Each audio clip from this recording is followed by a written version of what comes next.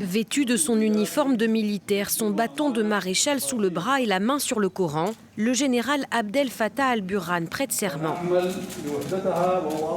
Désormais, il est officiellement président du nouveau Conseil souverain. Cette formation réunit 5 militaires et 6 civils, dont 2 femmes, et devra superviser la formation d'un gouvernement et d'un parlement de transition. Dans les rues de la capitale Khartoum, la nouvelle est globalement bien accueillie.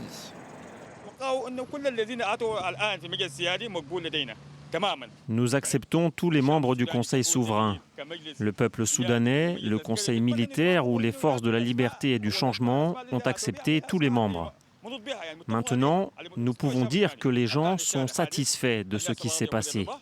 Certains Soudanais critiquent la présence dans le Conseil souverain d'anciens membres du régime déchu d'Omar el-Béchir. Beaucoup sont aussi dans l'attente de résultats concrets.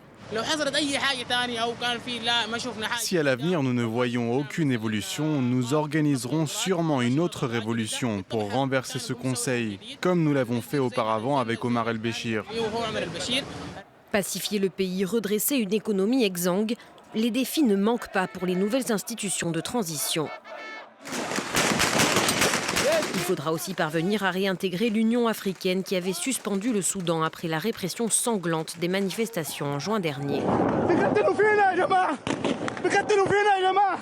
Des ONG appellent aussi le Soudan à rejoindre la Cour pénale internationale pour que l'ex-dictateur Omar el-Béchir puisse y comparaître pour crimes de guerre, crimes contre l'humanité et génocide dans la région du Darfour. Cette semaine, le procès d'Omar el-Béchir a débuté à Khartoum, où il est jugé seulement pour corruption.